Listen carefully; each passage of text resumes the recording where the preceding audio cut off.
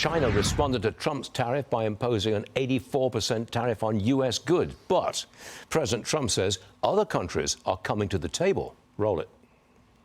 Right now, Japan is flying here to make a deal. South Korea is flying here to make a deal, and others are flying here. We have a lot of countries coming in. They want to make deals.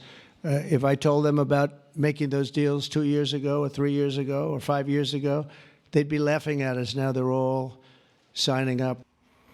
So they're coming here, but China's not at the table. Congressman Jim Jordan, Republican from the great state of Ohio, joins me now. All right, Congressman, what will it take to get China to negotiate?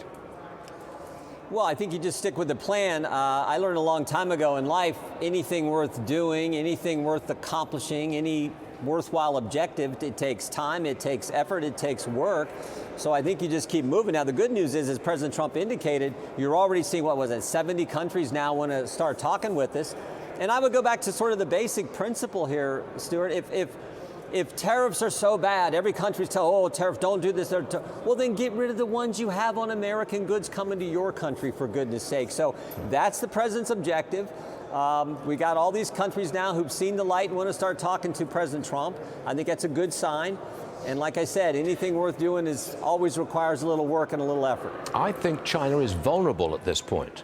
They're rapidly becoming isolated. Other countries are doing deals they are not. Their own economy is not in great shape. And you have to wonder, where are they going to sell all that stuff that they used to sell in America? They can't dump it on Europe. I think they're in a difficult position. What say you? Yeah, and I think that's the point, right? That's what President Trump's focused on. So at some point, they're going to, I think, see the light and negotiate with President Trump as well. The other thing I think is important is it's not like this is new.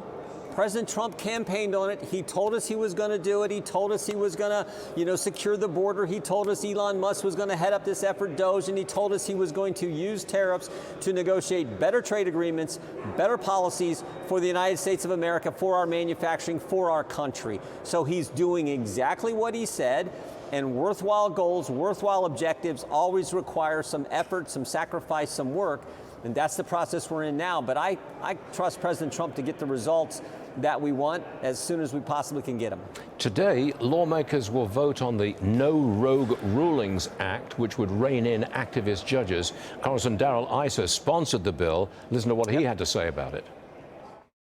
The Supreme Court, which sees about 62 to 66 cases a year, is now seeing a case every couple of days in order to handle these activist judges. And they are consistently slapping down these judges for their overly broad injunctions, and in some cases just reversing them.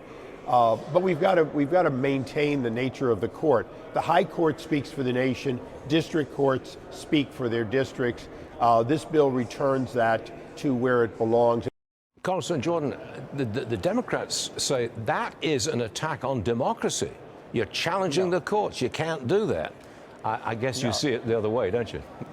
Well, yeah, you only have one president. Article 2, Section 1, first sentence says executive power shall be vested in a president of the United States of America, not in the 677 United States federal district judges. So this is common sense. And as Darrell pointed out, the Supreme Court has ruled against these district judges twice in the last 3 days.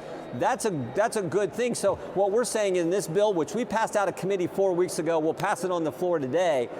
This bill says some district judge who issues an injunction, it only applies to the parties in the case in that respective jurisdiction. It doesn't apply nationwide because the president runs the executive branch, not some federal district judge. And if there's some conflict, the Supreme Court will weigh in. Yeah. That's how it's always worked.